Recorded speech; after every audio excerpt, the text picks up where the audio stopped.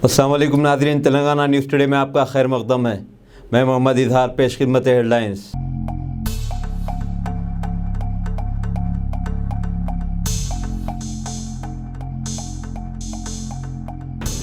रियासती वज़ीर IT और टेक्सटाइल तारक रामाराव ने आज मरकज़ी हुकूमत से मुतालबा किया कि वह हैंडलूम पर आयद किए गए 5% GST टैक्स को वापस ले।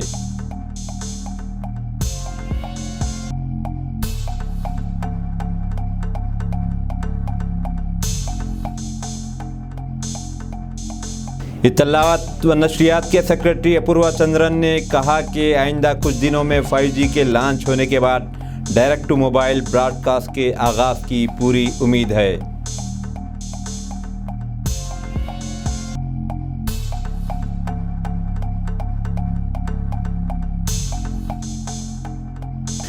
दादा साहब फाल्के अवार्ड बराए साल 2020 अफसानवी अदाकारा आशा पारेख को दिया जाएगा।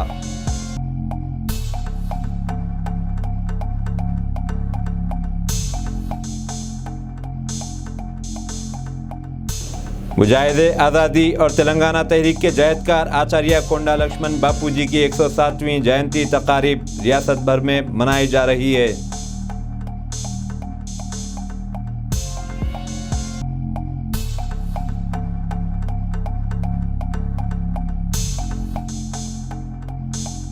हैदराबाद में आज दोपहर के बाद ज़बरदस्त बारिश रिकॉर्ड की गई। महकमे मौसमियात के मुताबिक आइंदा 3 दिनों तक बारिश की पेश क़यासी की गई है और ऑरेंज अलर्ट जारी किया गया है।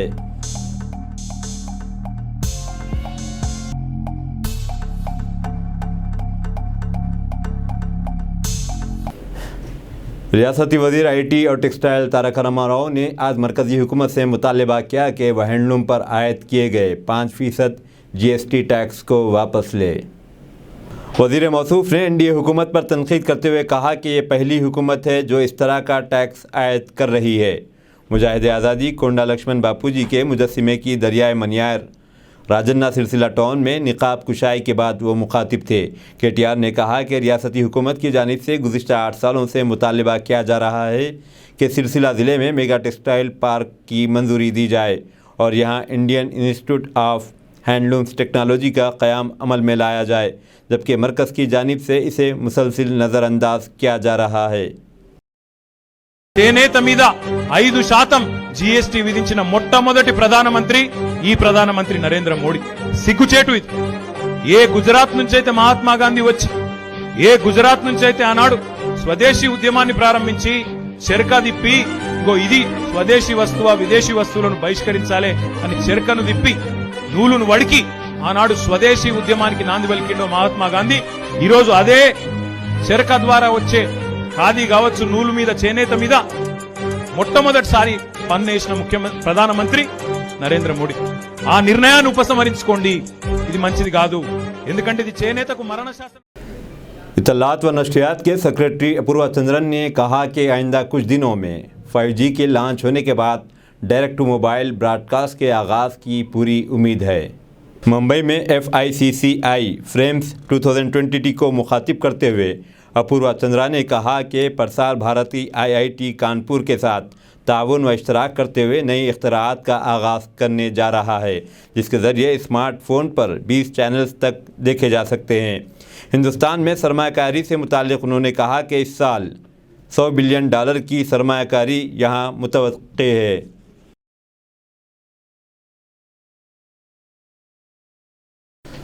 दादा साहब फाल्के अवार्ड बराए साल 2020 अफसानवी अदाकारा आशा पारेख को दिया जाएगा। वज़ीर इत्तलाआत व नशरियात अनुराग ठाकर ने आज ये ऐलान किया।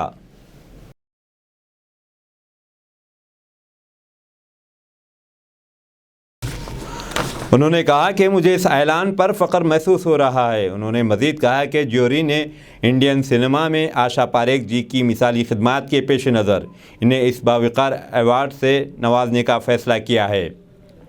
अनुराग ठाकर ने यह भी ऐलान किया कि इस माह की 30 तारीख को सदर जमहूरिया द्रौपदी मुर्मू की सदारत में 68वीं नेशनल फिल्म फेयर अवार्ड तकरीब मुनाकिद होगी। उन्होंने कहा कि आशा पारेख जी एक मशहूर हिंदी फिल्म अदाकारा के अलावा डायरेक्टर, प्रोड्यूसर और जानी मानी क्लासिकल डांसर हैं।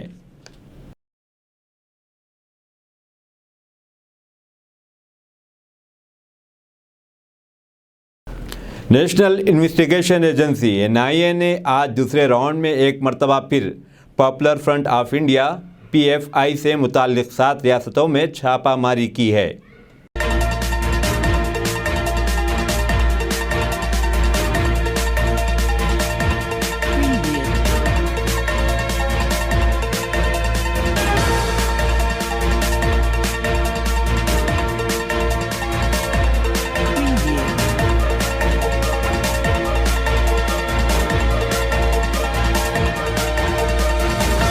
ये दूसरी मरतबा इस तरह का क्रैकडाउन किया गया है और पीएफआई से मुंसलिक लोगों पर छापे मारे गए हैं। दिल्ली के मुख्तलिफ हिस्सों में ये दावे किए गए। दिल्ली पुलिस ने निज़ामुद्दीन, शाहीन बाग और शहर के दीगर इलाकों में भी छापे मारे। पुलिस ने कहा है कि 30 अफराद को पूछताछ के लिए गिरफ्तार किया गया है।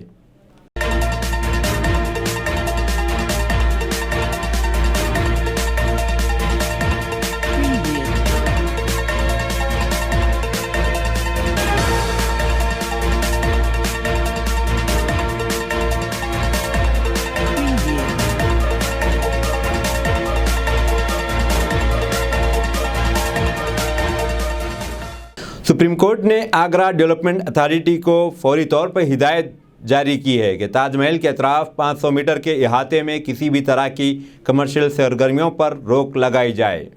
जस्टिस संजय किशन कौल और एस ओका पर मुश्तमिल बेंच ने आगरा डेवलपमेंट अथॉरिटी को इस हुक्मनामे की फौरी तामील करने का हुक्म दिया है। चोटी की अदालत में ताजमहल के अतराफ किसी भी किस्म की कमर्शियल सरगर्मियों पर रोक लगाए जाने से मुताल्लिक एक दरख्वास्त पर सुनवाई जारी है। मुजाहिद आज़ादी और तेलंगाना तहरीक के जहदकार आचार्य कोंडा लक्ष्मण बापूजी की 107वीं जयंती तकारीब रियासत भर में मनाई जा रही है। इस सिलसिले में मुख्तलिफ प्रोग्रामों का अहतमाम किया गया। रियासती हुकूमत ने इसे सरकारी तकरीब करार दिया है। इस सिलसिले में अहम तकरीब हैदराबाद के रविंद्र भारती में मुनाकिद हुई, जिसमें रियासती वजीर सिनेमाटोग्राफी श्रीनिवास यादव ने बापूजी की पोर्ट्रेट पर गुलहाए अक़ीदत पेश करते हुए इन्हें खराज पेश किया।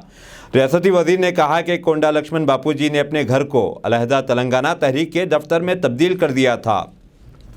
उन्होंने कोंडा लक्ष्मण बापूजी की समाजी खिदमात को याद किया। खम्मम में ज़िले कलेक्टर वी पाटिल ने कहा कि कोंडा लक्ष्मण बापूजी ने गरीब और वीकर सेक्शन के अफराद की तरक्की और बहबूद के लिए काफ़ी जद्दोजहद की थी। ज़िले कलेक्टर ने कामारेड्डी टाउन के बस स्टैंड पर वाक़े कोंडा लक्ष्मण बापूजी के मुजस्सिमे पर फूल माला चढ़ाकर इन्हें खराज अक़ीदत पेश किया।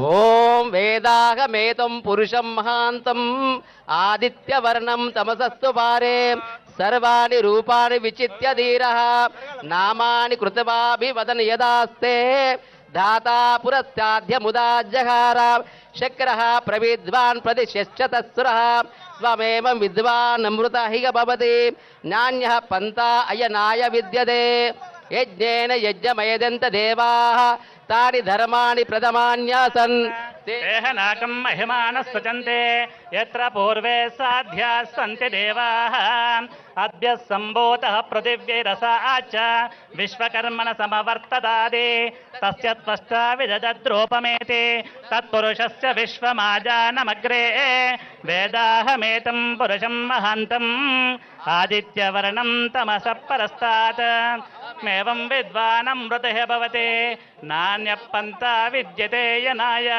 प्रजापतिश्चरति गर्भे अन्तः अजायमानो बहुधा विजायते धीराः परिजानन्ति योनिं मरीचीनां पदमिच्छन्ति वेदसः यो देवेभ्य आतपते यो देवानां पुरोहितः पूर्वो यो देवेभ्यो जातः नमो रुचाय ब्राह्मये रुचं ब्राह्मं जनयन्तः देवा अग्रे तदब्रवन् यस्वैवं ब्राह्मणो विद्यात् सत्यदेवा अशन्वते हरेच्यते लक्ष्मी च पत्न्यो अहोरात्रे पार्श्वे नक्षत्राणि रूपम् अश्विनौ व्यात्तम् इष्टं मनिषाण अमुं मनिषाण सर्वं मनिषाण ॐ तच्चं योरावृणीमहे गातुं यज्ञाय गातुं यज्ञपतये दैवे स्वस्तिरस्तु नः स्वस्तिर्मानुषेभ्यः ऊर्ध्वं जिगात भेषजम् शन्नो अस्तु द्विपदे शञ्चतुष्पदे ॐ शान्तिः शान्तिः शान्तिः।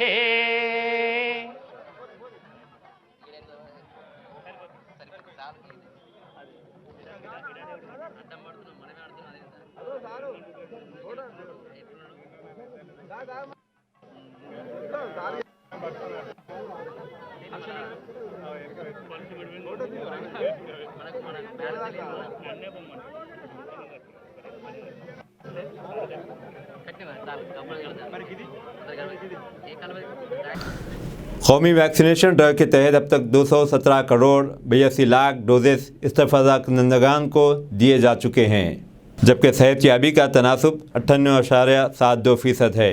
गुज़िश्ता 24 घंटों में 4000 से ज़्यादा अफराद इस वबा से सेहतयाब हुए हैं, जिसके साथ ही सेहतयाब होने वालों की जुमला तादाद 4 करोड़ 40 लाख हो गई है। ताहम गुज़िश्ता 24 घंटों के दौरान 3000 नए मामला सामने आए हैं। मरकज़ी वज़ारत सेहत ने बताया है कि मरकज़ की जानिब से मुफ्त फराहम किए जाने वाले ज़मरे के तहत 203 करोड़ 51 लाख वैक्सीन डोजेस रियासतों और मरकज़ी ज़ेर इंतज़ाम इलाक़ों को फ़राहम किए गए हैं। उन्होंने मज़ीद बताया कि तकरीबन 3 करोड़ 10 लाख गैर इस्तेमाल शुदा वैक्सीन डोजेस रियासतों और मरकज़ी ज़ेर इंतज़ाम इलाक़ों के पास फ़िलहाल मौजूद हैं।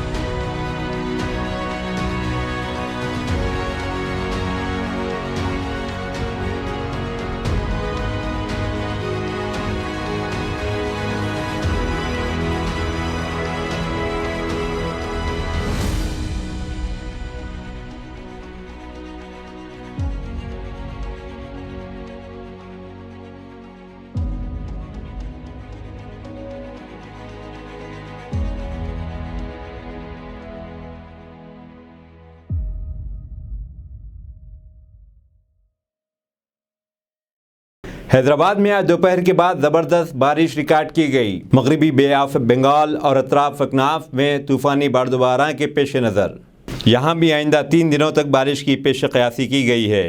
इंडियन मेट्रोलॉजिकल डिपार्टमेंट ने तेज़ से तेज़ तरीन बारिश के पेश नज़र ऑरेंज अलर्ट जारी है। इस दौरान कल भी तेज़ से तेज़ तरीन बारिश रिकॉर्ड की गई। हैदराबाद के इलाके आसिफ नगर में 112.5 mm, जबकि नामपल्ली में 103.3, खैरताबाद में 102.3, राजेंद्र नगर में 87 और सरूर नगर में 89.3 मिलीमीटर बारिश रिकॉर्ड की गई। बुलाया था आपको।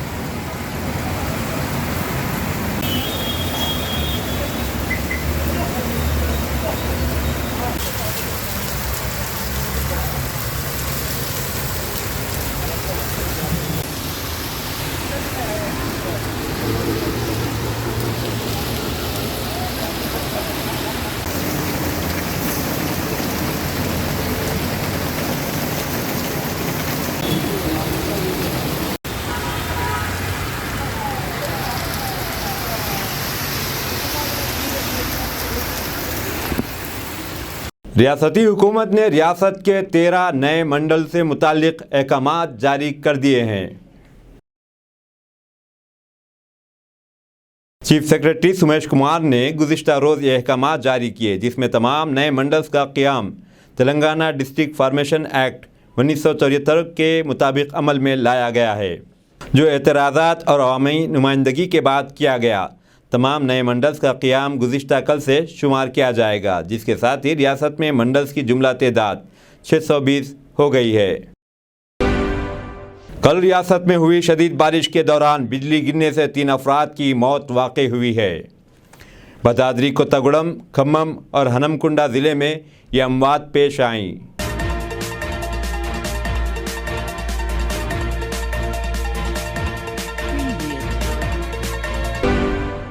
रियासती वज़ीर सेहत हरीश राव ने कहा कि सरकारी अस्पतालों में आरोग्यश्री खिदमात में 53% इजाफा हुआ है। रियासती वज़ीर सेहत हरीश राव ने वाज़ेह किया कि सरकारी अस्पतालों में आरोग्यश्री वैद्या खिदमात 34% से बढ़कर 53% हो गई हैं। वज़ीर हरीश राव ने वीडियो कॉन्फ्रेंस के जरिए आरोग्यश्री स्कीम पर जायज़ा मीटिंग की। इस मौके पर बात करते हुए हरीश राव ने कहा कि साल 2020-21 में 34% यानी 88,467 सर्जरी सरकारी अस्पतालों में की गई। उन्होंने कहा कि 2021-22 में आरोग्यश्री सर्जरी को 43%, 1,52,96 सर्जरी तक बढ़ाया गया। बताया गया है कि इस साल 31 अगस्त तक 1,14,681 सर्जरी 53% की गई है। इसका मतलब है कि अगर 2020-21 में सरकारी अस्पतालों में आरोग्यश्री सर्जरियों का 34% रहा तो हम इसमें इजाफा करते हुए अवाम को ज़्यादा से ज़्यादा सहूलत फ्राहम कर सकते हैं।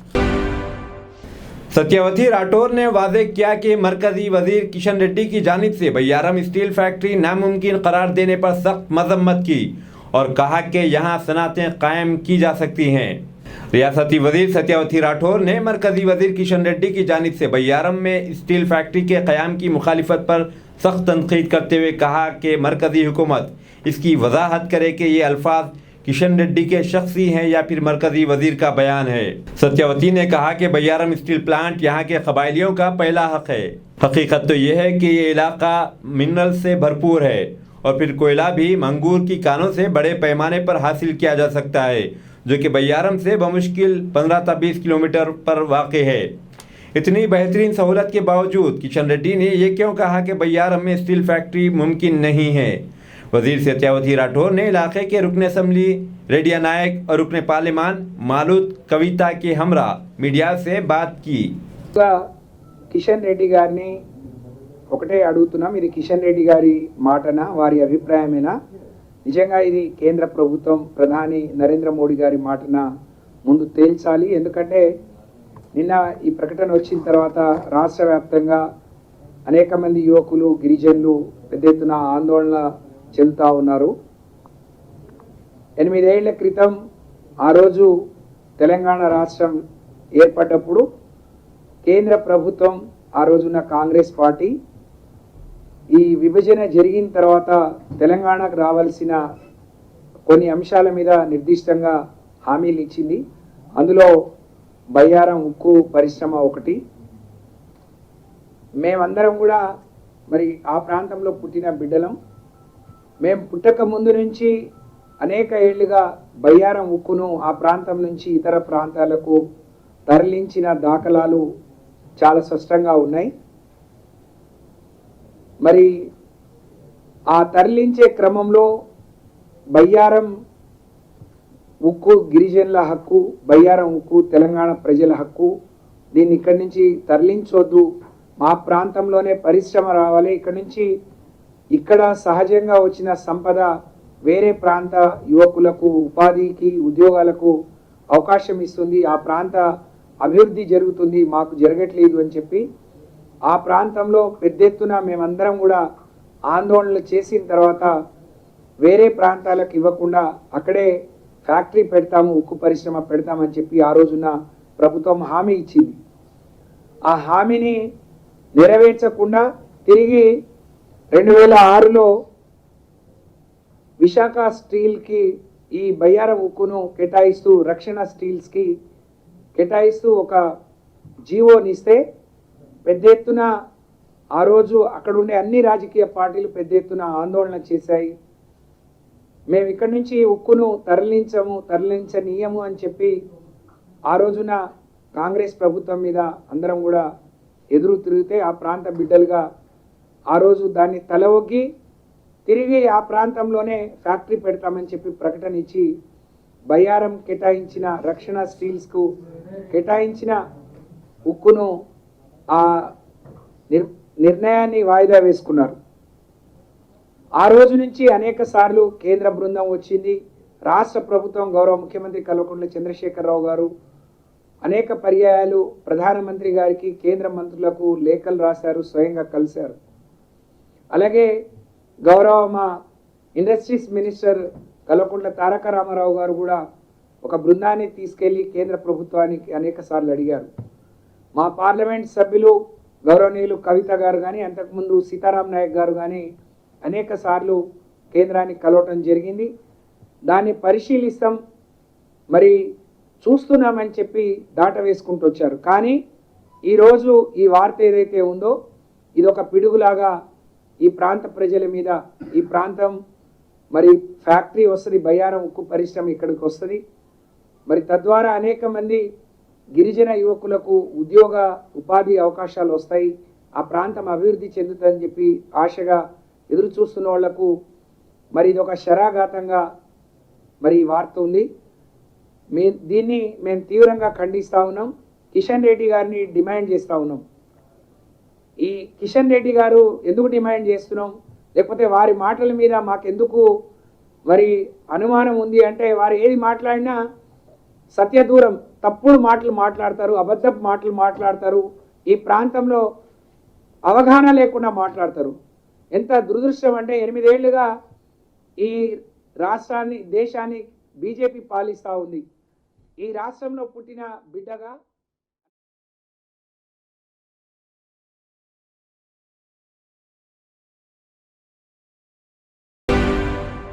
विपल माली गुजरात गौ सेवा संघ के जनरल सेक्रेटरी ने कहा कि गाय की देखभाल के लिए 30 सितंबर तक फंड जारी न करे तो वह आइंदा इंतखाबात में हिस्सा न ले। गुजरात में गौ सेवा समिति ट्रस्टों को रोजाना फी गाय 30 रुपये रोजाना अदा करने की बात की है। नतीजे में बहुत से ट्रस्टों ने रियासत भर में 4.5 लाख गायों को रजिस्टर करवाया है। ताहम 6 माह गुजर जाने के बावजूद अभी हुकूमत ने एक पैसा भी जारी नहीं किया। नतीजे में पिछले महीने कई ट्रस्टों के मेंबरान और गौ शेल्टर होम्स के मैनेजर्स ने सड़कों और सरकारी दफातर के सामने गाय छोड़कर एहतजाज दर्ज करवाया। अगर इनके मुतालिबात ना माने गए तो वे 1 अक्टूबर से रियासत गिर सतह पर गौ रथ यात्रा के नाम से रियासत गिर एहतजाज करेंगे और सब मिलकर इंतखाबात के बैकाट का हलफ उठाएंगे।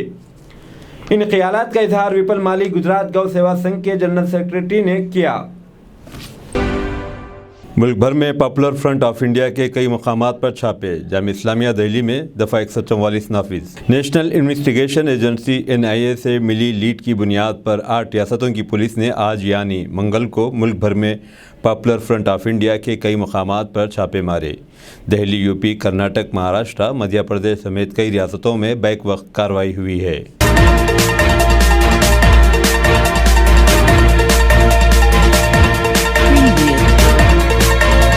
शाहीन बाग में नीम फौजी दस्ते गश्त कर रहे हैं। आसाम से 45 से ज़्यादा लोगों को उठाया गया है। दूसरी जानिब दिल्ली पुलिस ने 30 अफराद को गिरफ्तार किया है। साथ ही यूपी में भी कई लोगों को हिरासत में लिया गया है। वाज़ेह रहे कि कुछ रोज़ पहले भी NIA ने पहले राउंड में छापे मारे थे। तहक़ीक़ाती एजेंसियों ने मुख्तलिफ़ मकामात से PFI के कई अरकान को गिरफ़्तार किया है। वहीं शाहीन बाग में नीम फौजी दस्ते गश्त कर रहे हैं। ज़राए ने बताया कि PFI के 170 से ज़ायद अरकान को 8 रियासतों से हिरासत में लिया गया है। साथ ही दिल्ली के जामिया इस्लामिया में दफ़ा 144 नाफिज कर दी गई है।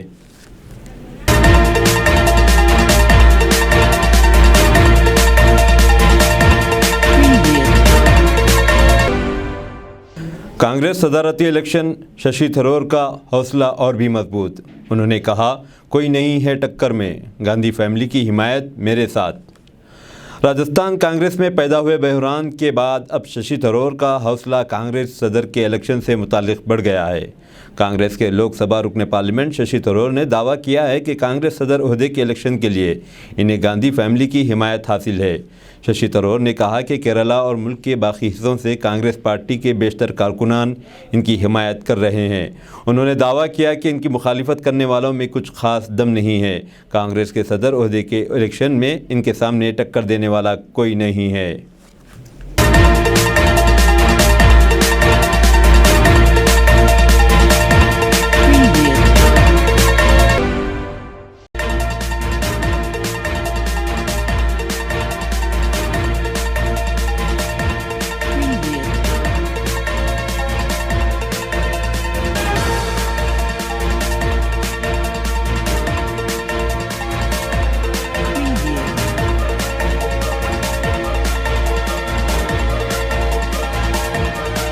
कांग्रेस सरकार ने असेंबली को साथ लाने की खबरों की सचिन पायलट ने की तरदीद। कांग्रेस लीडर सचिन पायलट ने इन मीडिया खबरों की तरदीद की है जिसमें कहा गया है कि उन्होंने राजस्थान आला कमान को ये बताया है कि अगर अशोक गहलोत पार्टी सदारत इलेक्शन में मुकाबला करते हैं तो वह राजस्थान चीफ मिनिस्टर के ओहदे पर बरकरार नहीं रहेंगे। इससे कबल ज़राए के हवाले से यह खबरें ये आई थी कि पायलट ने आला कमान से अरकान असेंबली को एक साथ लाने की जिम्मेदारी ली है। ज़राए का कहना है कि कांग्रेस रुकन असेंबली सचिन पायलट ने कांग्रेस आला कमान से ये कहा था कि पार्टी सदारती ओहदे के लिए मुकाबला करने का अगर फैसला करते हैं तो राजस्थान चीफ मिनिस्टर की हैसियत से गहलोत अपने ओहदे पर बरकरार नहीं रहेंगे। इन खबरों को मुस्तरद करते हुए कांग्रेस के इस लीडर का कहना है कि न तो उन्होंने पार्टी आला कमान से बात की है और न ही राजस्थान चीफ मिनिस्टर अशोक गहलोत से इस खुसूस में कोई गुफ्तगू हुई है।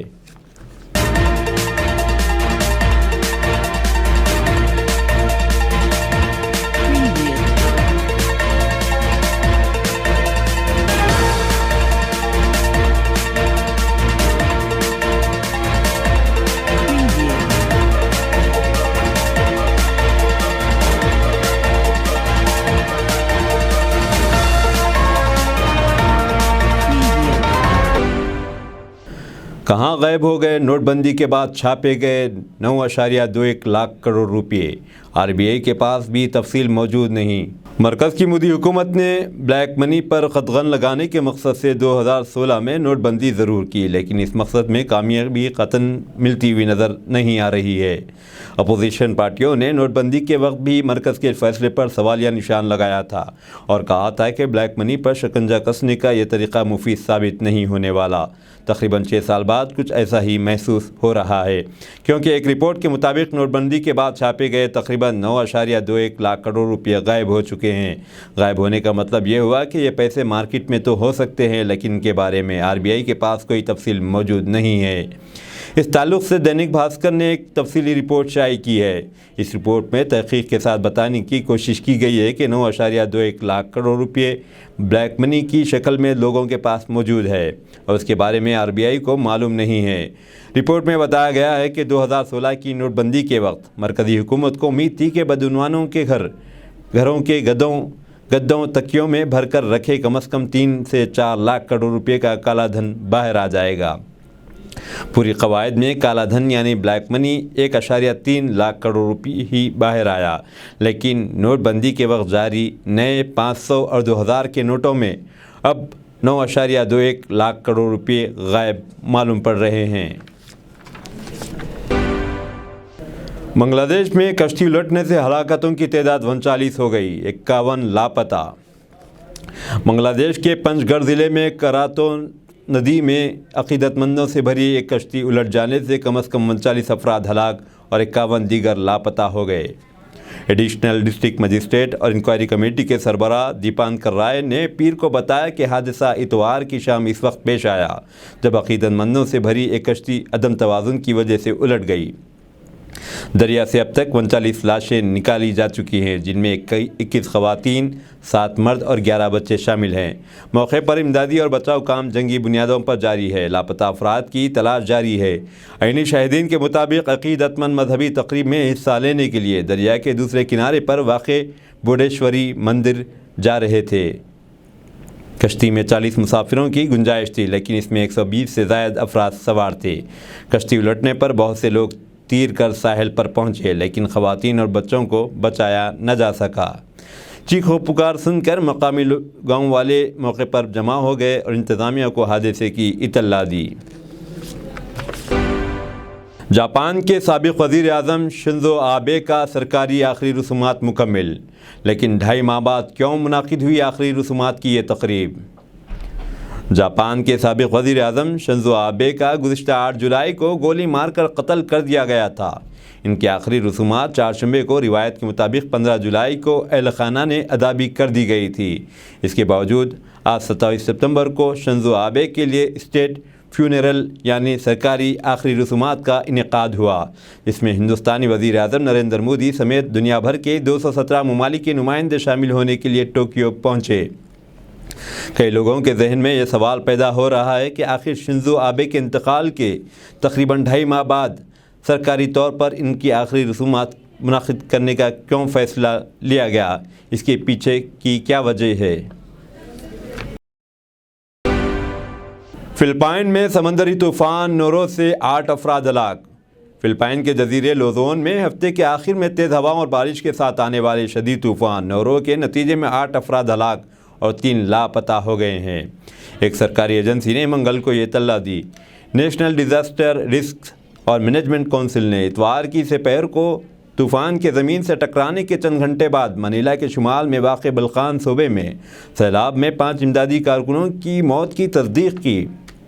एजेंसी ने कहा कि इस तूफ़ान से मुतालिक मज़ीद 3 अमवात का पता चला है, जिनमें से एक सूबे कोइज़ोन में और 2 सूबे जिम्बल में। ताम एजेंसी ने इस सिलसिले में ज़्यादा मालूमात नहीं दी हैं। एजेंसी ने कहा कि मनीला के जुनूब मशरिक़ में बैकोल के इलाके में मज़ीद 3 अफराद लापता हैं। नोरो ने पीर की रात वस्ती लोज़ोन के इलाके को अबूर किया और फिलिपाइन से बाहर निकल गया। नोरो इस साल फिलिपाइन से टकराने वाला 11वां और सबसे ताकतवर तूफ़ान है। इसने फसलें तबाह कर दी, घरों को नुकसान पहुंचाया, बिजली सप्लाई लाइनों को गिरा दिया और वस्ती लोज़ोन जजीरे के कई इलाकों में सैलाब आ गया।